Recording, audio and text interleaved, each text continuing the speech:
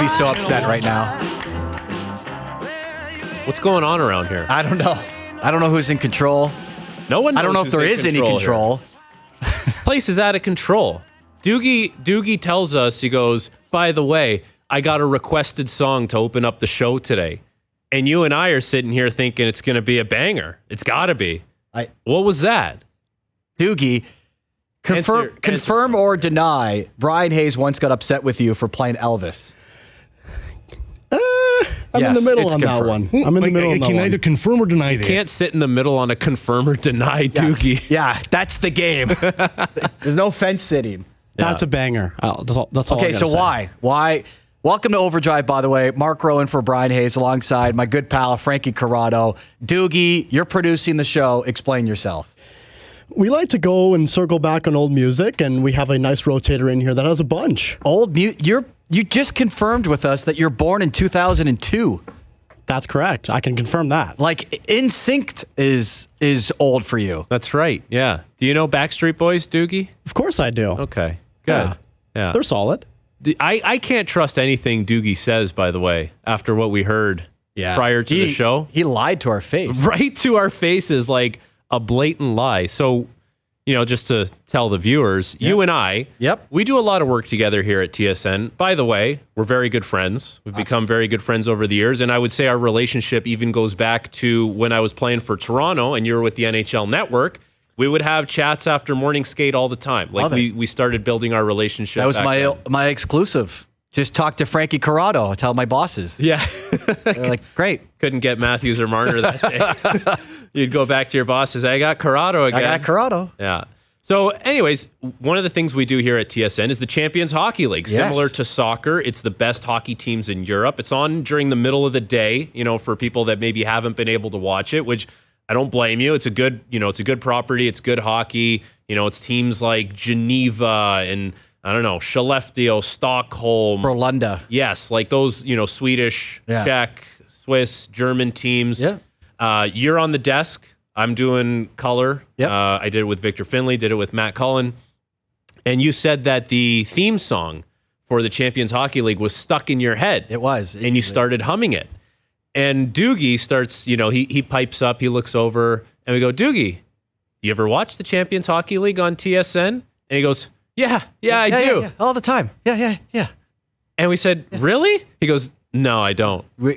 He was not ready for a follow-up.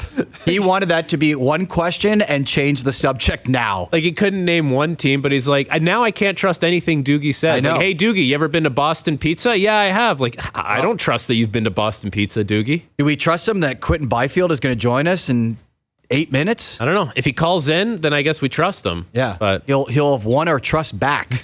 At the moment, he's on probation. Wow. Yeah. Okay. Well, we're off to a good start. Yeah. Thanks, Doogie. Good to have you back. Nice to be back. You were on with Jay yesterday. Yeah. There's no off season for you.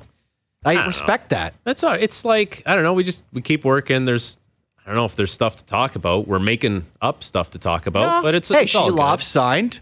Yeah, Sheloff signed for Vancouver. I think that's it's an important part of that team. It is, and it was probably the last pressing piece of business that they needed to get done. Mm-hmm. And, I think for Vancouver and Thatcher Demko, that presents a unique opportunity here, where Demko is undoubtedly one of the best goalies in the NHL. He's that true number one starter guy, same kind of caliber as Shesterkin and Hellebuck, and, now Swayman is going to get that kind of workload in Boston, but he's hurt a lot. And that's been the biggest issue with him is the wear and tear, and he's not always available. And now for Shelovs, if he can play, 30 to 35 games, and you can get Demko into that 45 game range, now all of a sudden it becomes a tandem. But Demko's still, he's still built like that number one guy. Shelovs needs to be able to show that he can play that many games in really what's going to be his first year in the NHL, because, he only played 4 regular season games. He played 10 in the playoffs. He played well, but now it's different. Now you're actually like, there's responsibility coming into the season for you. And it's not like you can pencil your back-to-back days on the schedule as the starts. It's like 35 starts means you're playing quite a bit. And the narrative surrounding the Canucks is, well, if we had Demko healthy, we would have beaten the Oilers.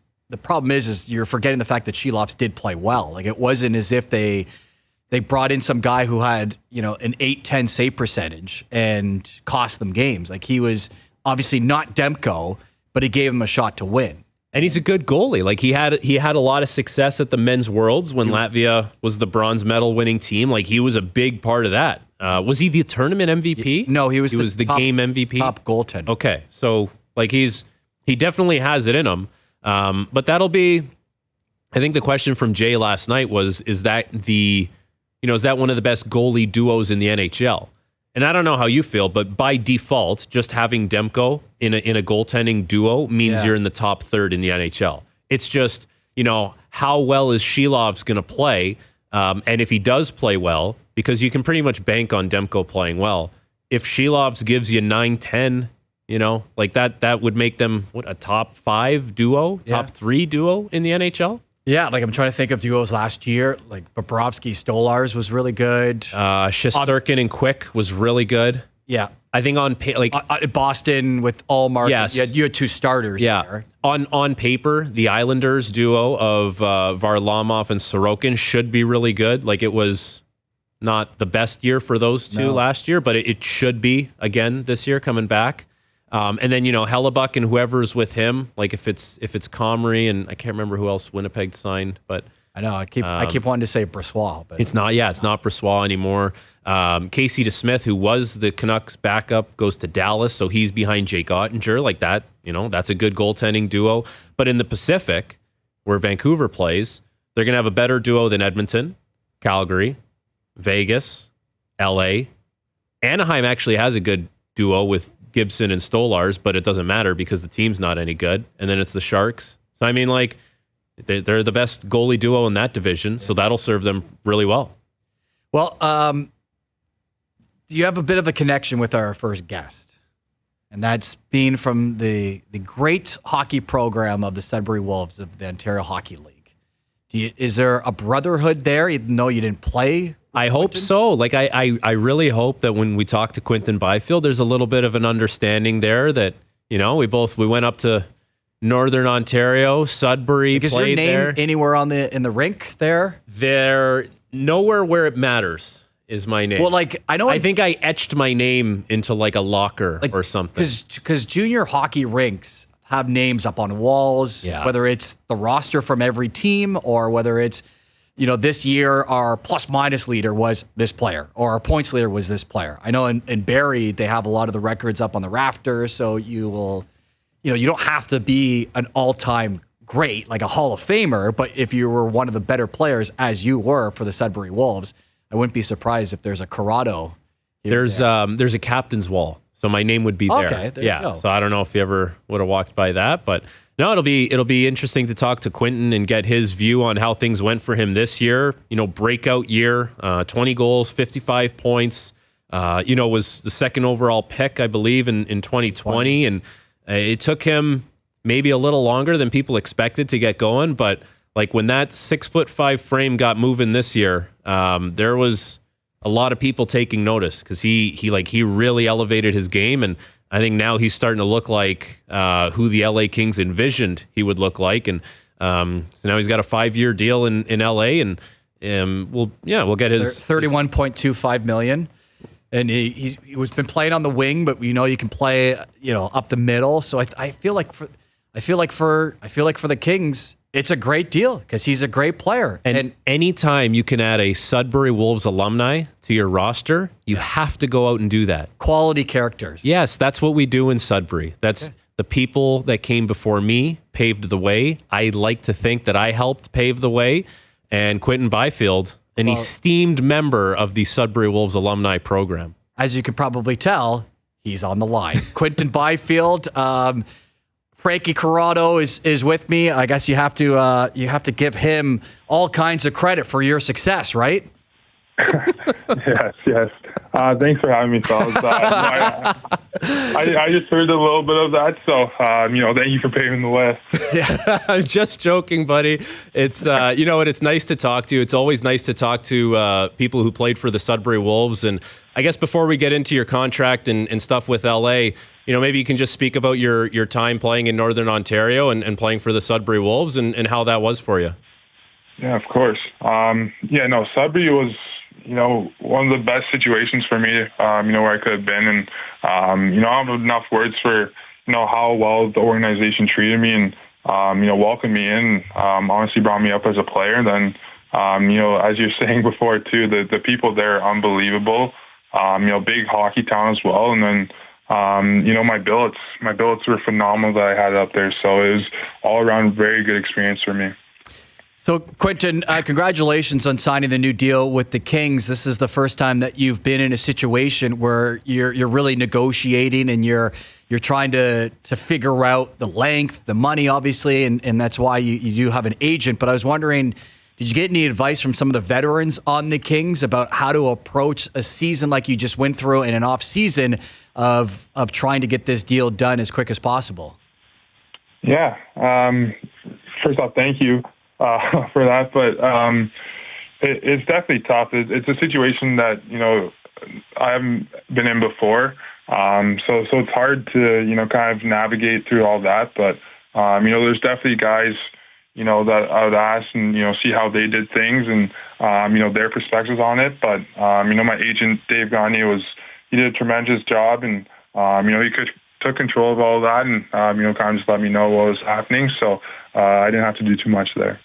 So this is the first year that you've been in the NHL where you didn't spend any time in the AHL. And, your second overall pick in 2020, I'm sure maybe you had envisioned, getting off to a great start and never looking back. But it doesn't really matter because you got there this year. You score 20 goals, you get 55 points, you get rewarded with a nice contract. What clicked for you this year that led to that success? Yeah, coming in, you definitely thought it was going to go a different way to start off, but, had to deal with a little bit of adversity with injuries, some illnesses as well. So it was tough. It was tough first couple of years for myself and, to do that. But, this year I just want to come with a whole different mindset, be healthy, have a good off season, come in, be the player that, that I want myself to be and, what the team expects from me. So, for me, it was really just coming with a whole different mindset and trying to just be my best. So now that you sign a 5-year extension with LA, what does that 5 years mean for you? You maybe could have gone on a longer deal. You could have gone on a shorter bridge deal. You get the 5 years. It's over $6 million. What do you want to accomplish now in these next 5 years? Yeah, I feel like the deal, means a lot to me and just, how much the team is committed to me and, over that term. So it's good to have some, security there and, just knowing that they trust me and they trust, the player that I can become. And, I think we have a really good team, a lot of veteran leaders that have won before. And, I think it's a really good group of guys that, can, do something in the next 5 years. So, Quentin, you're now signed to a 5-year deal. You're also coming off a year where you had 55 points, more than doubling your point total from the year before. You've got this deal done. You're still in a place where you're developing your abilities at the NHL level. What is next for you individually? Where do you think you can take your game? Yeah, I think there's a lot more that I can definitely, get out there. But, to start off, I think very important for me and, something that I didn't really do too much growing up was, just work on my defensive game. And, I think there's a lot of strides to be taken in that area, just becoming a full 200-foot player. And, it doesn't matter what position you are, that's always important to take care of your own end. And, I feel like the chances come off of that. So I think playing the 200-foot game and, also improving from, I feel like most of my goals were, scored from around the net. So, hopefully just working on my shot during the off season, just coming off the rush, working on those, one-timers, just little things to improve my shot and just be able to be a dangerous shooter all over the ice. How much do you learn from Anze Kopitar in your time in Los Angeles? You talk about wanting to be more of a complete player, attention to detail defensively. I can't imagine there's a better player in the NHL to learn from in that regard than Anze Kopitar. Yeah, no, exactly. I think he's up there for, being one of the most complete players of all time. So It's really good just being able to, play with him on the line last year. Just watch him, what he does off the ice, just being his teammate, his leadership qualities that he brings. And, there's a lot that I learned from him, how much he's committed to, just like the little things, being being below the puck in the right spots, being above his guy in the offensive zone, just little things like that, maybe I wasn't doing before, but now, I have that in my mindset, and that's the things that I want to do. Quinton Byfield of the LA Kings joining us on Overdrive, and you know what it's like to represent Canada. You did so at the World Juniors. You won gold and a silver, and now that we have best-on-best tournaments, I know it'd be a tough team to crack, but is that something that is a motivating factor for you to maybe crack one of those lineups in the coming years? Yeah, no, for sure. That's, whenever you get to the ability to represent your country, it's always special. And, I was lucky enough to do it twice in the World Juniors. And, if I was lucky enough to get on that team, that'd be something special for me. But as you said, it's a hard roster crack for sure. There's so many talented players from Canada, and, you probably could break multiple teams, which how many guys there are. So, that's definitely a motivational factor. And, as you want to be one of those players on that team. One guy that we do know will be on the team is Connor McDavid, who is from Newmarket, just like you. I know there's an age gap, but what kind of influence has he had on your career? Yeah, he's just growing up, just being able to see, what he does, and then, what he's doing on the ice. You're watching all his highlights, so you know what he's doing. And then, I'm lucky enough that, we had the same agent growing up, and, we work out together now. So just being able to see what he does off the ice as well, and, how committed and the drive that he has, it's super special, and, it makes you want to push for more as well, and, kind of just following his footsteps. It was always interesting, there's some players that love watching hockey all the time, and there's some guys that they're at the rink so much, they play so much hockey, like they need that break. They need to just be away from it. We just saw great playoffs. Edmonton goes to the final. They lose in Game 7. Florida, gets back for a second year. They end up winning the Stanley Cup. How much of the playoffs did you watch, and kind of what did you make of the Stanley Cup final? Yeah, I'm a big hockey guy. I've always been a fan. So as many games as I can watch, I try to. Like even throughout the season, if you're cooking dinner or you just kind of just relaxing in your house, I think that's always on. Always on in my house in the background, and during playoffs, like my dad and mom are huge fans of hockey as well. They kind of grew up watching the game as I was playing, so they're massive fans, and we watched as many playoff games as we could, and that Stanley Cup final was unbelievable. They're down 3-0. They came back to force Game 7. There's not much you can ask for that. So there's no love lost with the Oilers, though, right? Sorry? There's no love lost with the Oilers, right? Like, you can enjoy the entertainment, but there's part of you that's like, okay, you know what, Edmonton, you can bugger off here. Yeah. I work out with a bunch of the guys on the Oilers, so definitely. I don't even know if I can say it on here. You want them to win, but it's also we've lost them in 3 years in a row, so it kind of sucks to see them go all the way as well. So there's both sides, but as a fan, I'm just happy to watch hockey, and that they're in the finals. They're down 3-0, as I said, and that comeback was unbelievable. Honestly, Connor was a huge factor of that, and it was just special to watch. It doesn't matter if you're a player or a fan. That's just something special that that really could have happened. Well, and for you, like you kind of rubbed shoulders with a couple guys that did a lot of winning. And, we talked about Kopitar, but Drew Doughty is one of those guys. And it's pretty unique in Los Angeles, the fact that those two guys were there for the first cycle on the way up, won a couple Stanley Cups. The team had to regroup, retool, and now your team is back on the way up. I'm sure every team talks about winning and what it takes and all that kind of dialogue. But to see those two guys, every day, guys that have been there and done it and be side by side with that, what does it mean to kind of roll with those two that have had that success and guys that have won? Yeah. I think there's a lot of teams that are always, at the deadline, they're trying to get, guys who have won cups before, older present veterans that, knows what has to be done to get the job done. So just to have those two guys on our team, two big leaderships, two big voices in our room, especially as a young guy, it's big for you, and it's something that you always look up to, and people that you can count on. So those two guys, Drew and Kopi, are very special for our locker room and for the Kings team. But also we had Dustin Brown was there for my first year as well. So he's someone who really always reaches out to me. He still texts me, a ton. So have those guys in your corner. It's really good for you. We're going to need an honest answer on this one, okay? During your time playing for Sudbury, did anyone ever take your equipment or anyone's equipment and dress up the stuffed wolf and roll it out to center ice? Did that ever happen? You know what?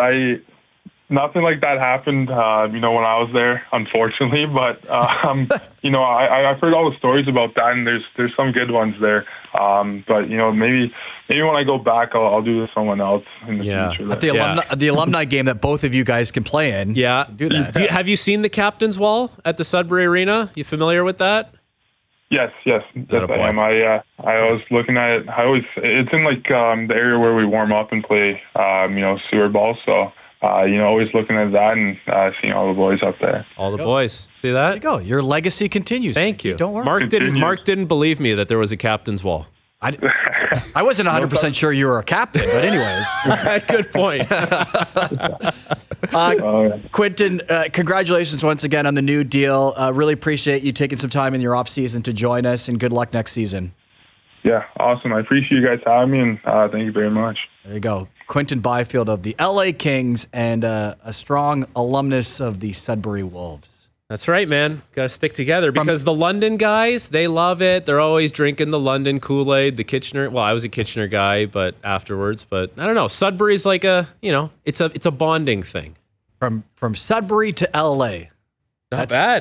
That's the story of Quinton Byfield's autobiography. Yeah, not bad at all. Good for him. It's quite the jump. So, good for him. And, he's in a good situation there with the Kings, not just being a part of a good team, but as you point out, the veterans that you can learn from. And Andrzej Kopitar and obviously Drew Doughty, but just with the position, Kopitar is such a great guy to have. It's interesting, right? Because those guys that have won and then they're aging, you almost think of that as, okay, well, someone's going to want these guys, and maybe we can recoup some assets, and they're going to go try and chase it somewhere else. Meanwhile, they're now chasing it within the organization that they won cups with. Like they're on the second cycle of trying to win there, which is pretty cool. It doesn't always happen that way. Is it Manhattan Beach that keeps them there for that kind of retool? Because they didn't bottom out quite.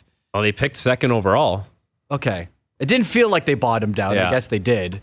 But it felt a little more like a retool. But either way, because of the location, it's okay that you can sell the veterans, listen, it's only going to take us a couple years. We'll be back at it.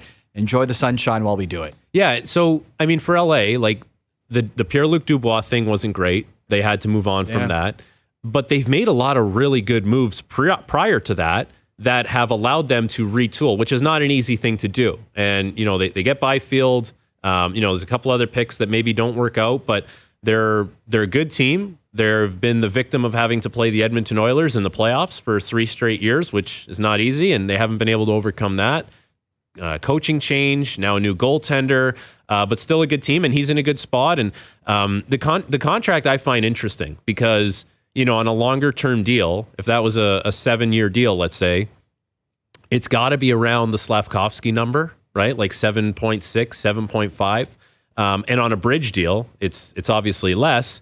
So he goes with a 5-year term, but he goes right into unrestricted free agency. Right. And it's, 6.25. So he's betting on himself a little bit. Right. But so he takes a little off the AAV, right?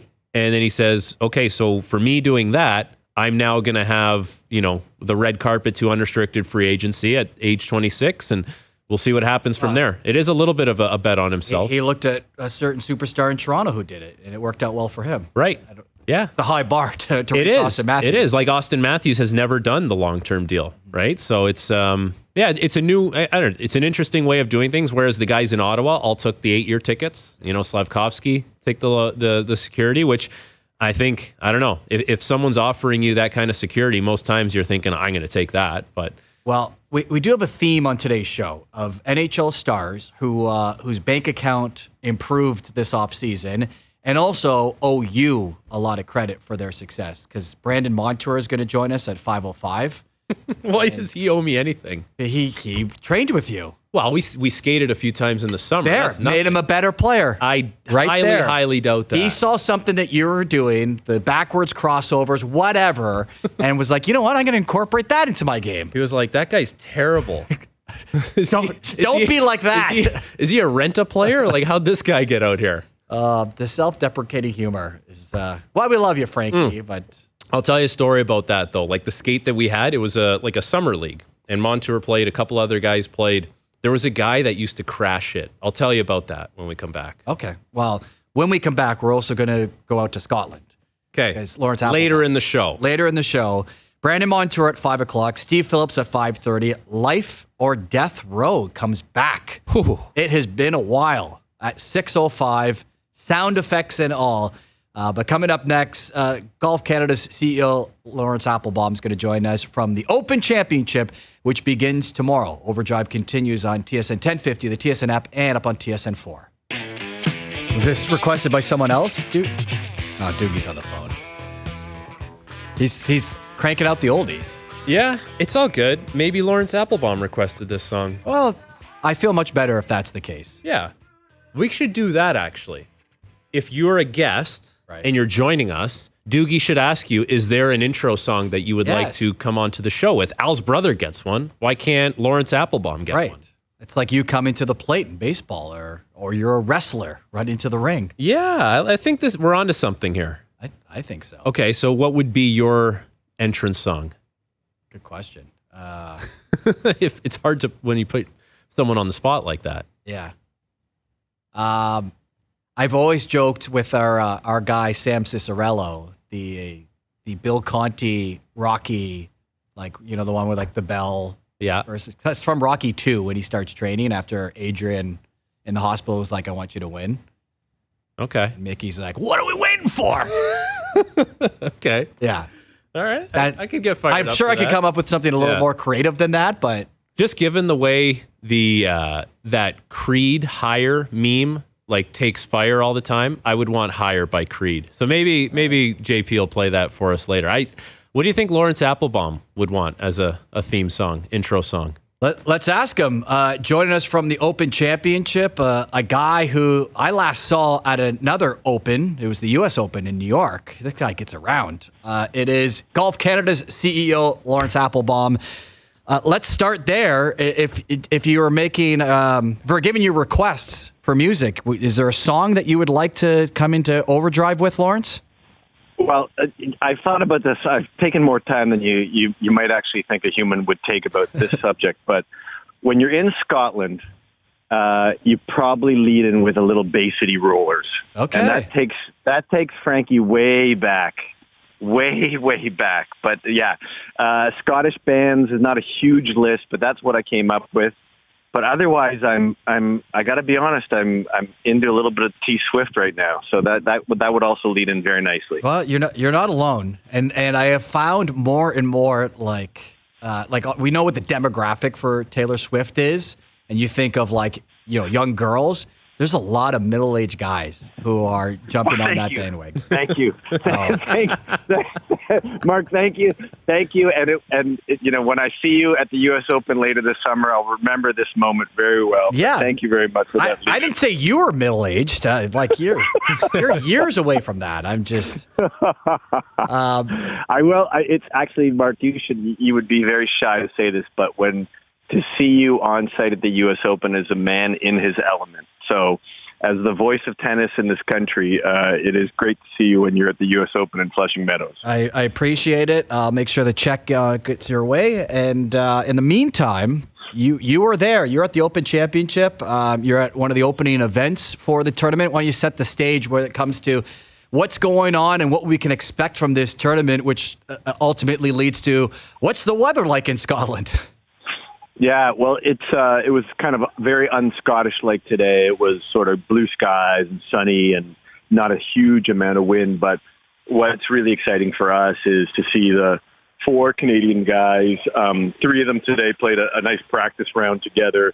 They played the back 9, which for a lot of people who will see it throughout the weekend is a very, very challenging 9 holes. But to see 4 Canadians in another major and all of them have a chance to contend is super fun. And what's kind of neat is this location, Royal Troon, is one of the epic open rota courses, and always kind of exciting to see how there's just a buzz and an energy here. So great to have some Canadians in the field, and also just to be in Scottish golf, I guess. What's the chatter amongst the boys as far as how the course is going to play, the different kind of shots they're going to have to hit? Like, I'm sure everyone's got their kind of strategy and game plan. What's the chatter in that regard right now? Well, it's really interesting because you come to these places somewhere between every 6 to 10 years. So 2016 was the last one, and Henrik Stenson won. Pretty epic battle between him and Mickelson. So they're back, and it's kind of a tale of 2 nines is kind of how Rory had said it in his presser, which is front 9 you're scoring, and then back 9 you're sort of holding on, especially with conditions. They have a beautiful 8th hole, this postage stamp, which is like 110 to 125 yard hole, which seems pretty simple, but these pot bunkers on either side, which a lot of people know is kind of 2 of the famous bunkers in the world of golf. So it's holding on the back and scoring on the front. And what is neat to see from our Canadian guys today and getting a chance to follow them is playing a variety of shots, low shots, running it on the ground, playing them high, and just being able to sort of experience. Not a lot of us get to play sort of links-style golf too often, so it's really kind of neat. That's kind of the magic of being over here and seeing this different kind of golf. Lawrence Applebaum, Golf Canada CEO, joining us on Overdrive, and it's really an exciting time of the season for golf. It's the 4th major this week, but then right around the corner is also the Olympics in Paris, and I know there's a lot of buzz when it comes to Olympic golf, given how new it still is. But how's the Canadian contingent kind of looking ahead to where we saw the Ryder Cup in 2018 and what their chances are like to get a medal? Yeah, it's neat to see these individual sports, how they've kind of risen to prominence and sort of back on that little bit of the tennis thread and seeing people get pretty excited about tennis in the Olympics. And it's been the same for golf. It's kind of the 3rd year or the 3rd iteration of the return. 26 in Rio, 2021 in Tokyo, and then now here 2024 in Paris. On the men's side, Corey Connors and Nick Taylor. And then on the women's side, it's Brooke Henderson and Elena Sharp. And the interesting thing on the women's side is you've had Brooke and Elena now playing it for the 3rd time in a row, which is pretty unbelievable. But the golf course is something you probably have either heard about or seen. It's at the Le National de Paris. It's where they played the Ryder Cup, as you mentioned, Mark. Great golf course. They did a Ryder Cup there. They're going to have the Olympics there. And then just the field is pretty interesting. It's for both the guys, both for Nick and for Corey. They're definitely bona fide medal possibilities, and it's become a big thing in golf. This your majors, obviously the RBC Canadian Open for the Canadian guys, and the field, and then now Paris. So it's exciting. All the best players in the world from every country are playing. So it's great to see, the Rory McIlroys of the world, Tommy Fleetwood, everyone is going to be there. And both Corey and Nick are super pumped about both being first-time Olympian for Nick and second time for Corey.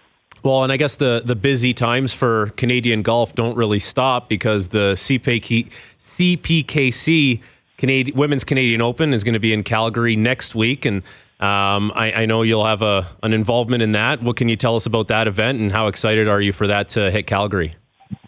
Yeah, so CPKC Women's Open is our women's national open. It's our LPGA Tour event. It's going to be returning to Calgary for the first time in about almost 10 years. And the Calgary market is a phenomenal sports market. They really support, their golf, and to have the best players from the LPGA Tour coming to Calgary is going to be super exciting. So if we get a little bit of luck with some weather, we're probably going to be close to 75, maybe even 80,000 fans at Earl Grey Golf Club.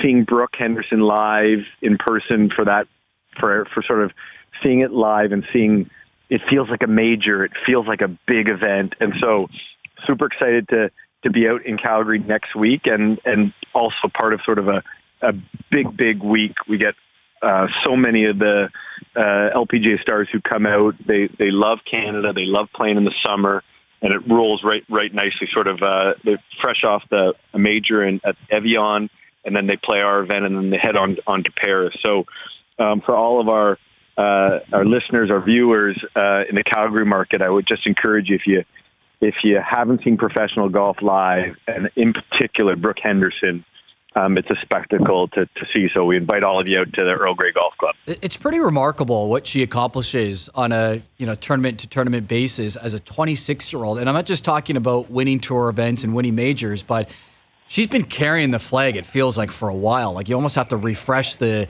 date of birth and see that she's still only 26. But as a sport in this country, we ask a lot of her, and she always seems to proudly represent the country. And at an event like, the CPKC, she's going to be asked to do a lot of non-golf things, and she seems to always do it with a smile and always do it kind of proudly, and it hasn't affected her game at most weeks.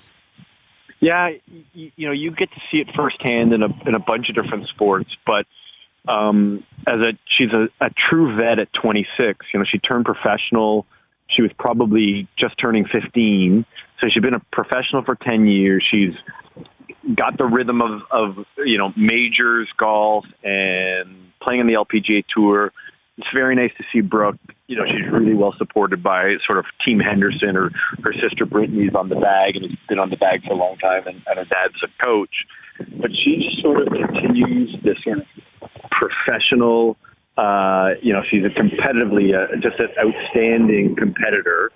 And so we get to see her compete, especially when, as you said, a lot is asked of her, and she has a lot of eyeballs on her, but she feeds off that energy. She takes that energy.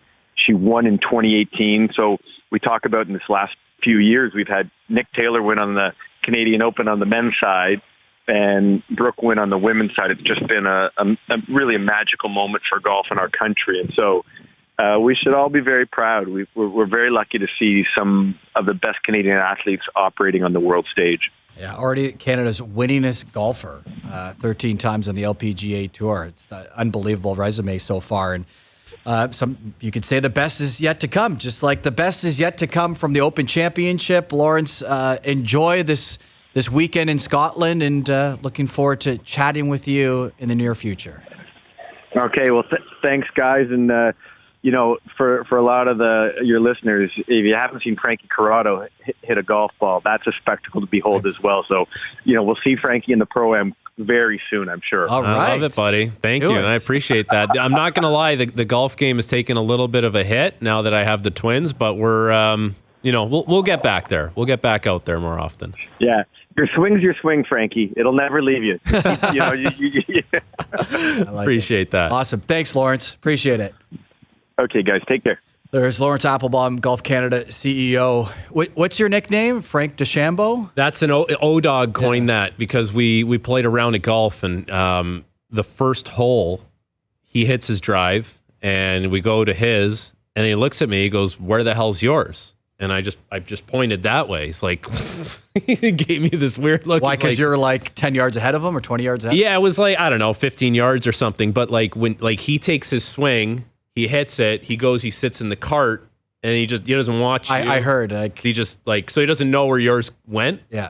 And then he saw, and then he was like, I guess he came on the show that day, and he started calling me Frank DeChambeau, which is nice. But is also, at the time, was probably an indictment on my short game. Like, that coincided where DeChambeau wasn't he wasn't putting particularly well. It was all protein shake. It was that was like protein shake DeChambeau, like 12 egg omelets, and now he's playing great golf now. But actually, DeChambeau's an interesting name at the Open because I think he's only finished in the top 30 once. But he's played really well at the majors. He's won a major this year. Like, he's redefined his game again. Yeah. But we'll see how he does in those conditions and having to hit some different shots. Is it because we always think of hockey players are always good golfers? Is it like almost strange when you golf with someone that you played hockey with and they're not good, and you're like, what happened to you, man? Like, it's in our DNA. You got to be at least a 10 handicap. Yeah, I mean, you got to be like right in that range. I think it always amazes me actually more when you golf with guys that are hockey players that have to train every day, skate, basically every day in the summer, and then they go shoot 72. Yeah. Like, how are you finding time to shoot 72 when you got to train to be a hockey player at the top of your field? That one I never understood. The scratch golfers that are active players. And you'll see it at the Lake Tahoe event that we saw on the weekend. Like Joe Pavelski was there. Mike Camilleri's an unbelievable golfer. And they're all among the best players there. It's like, how? I don't know. I don't know how they did, I don't know. Like Lauren said. And I hate you. Yeah, exactly. Like Lauren said, you don't lose your swing. So I guess maybe they established something early and they never really lost it. I guess not. Yeah. Well, speaking of hockey players, Brandon Montour is going to join us at 5:05. Steve Phillips at 5:30. And again, Life or Death Row makes its return at 6 o'clock. That's all coming up. Overdrive, TSN 1050, the TSN app, and on TSN 4. The only thing that would make this song better, you can keep playing it, is the video of the Thanksgiving game between the Cowboys. I don't know who they were playing like 20 years ago. Have you seen that? Oh, have I seen that?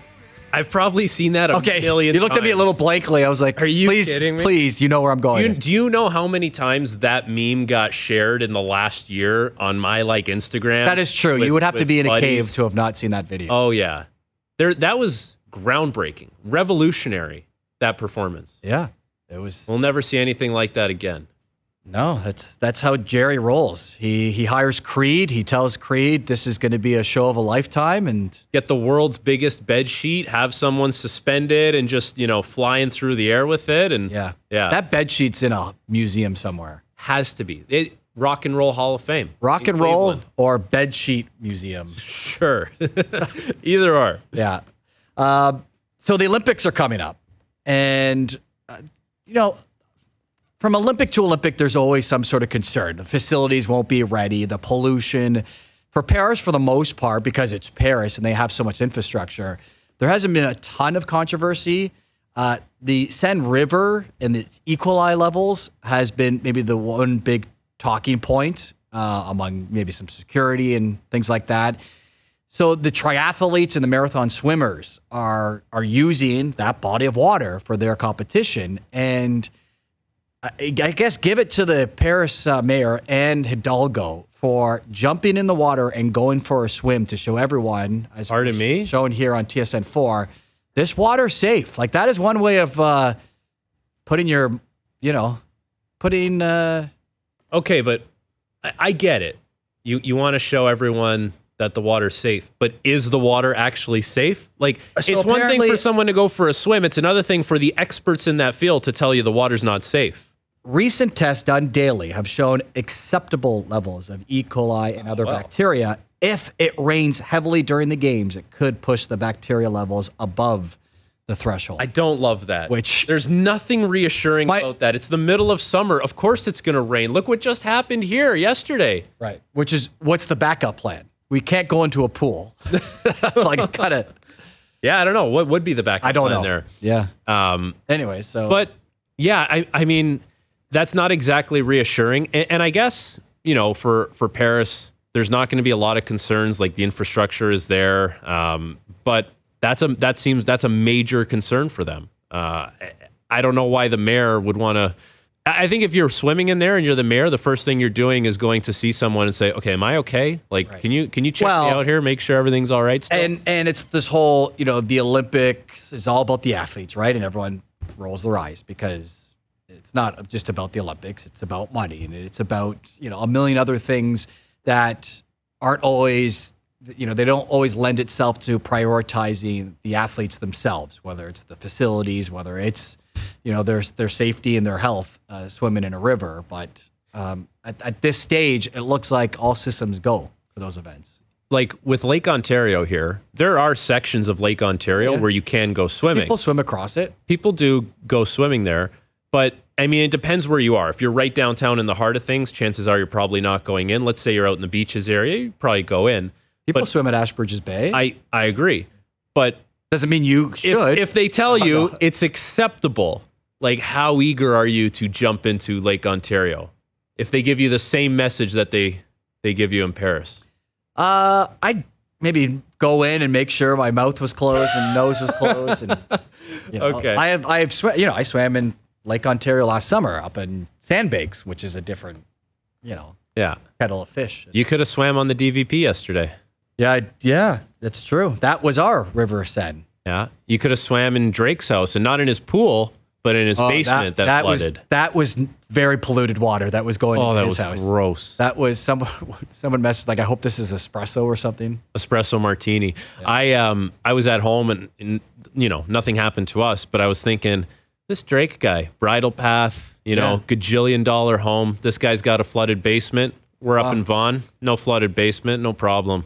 Sucks to suck. Sorry. You don't have a moat like he does. I guess that's true. We're showing it here on TSN 4. Yeah.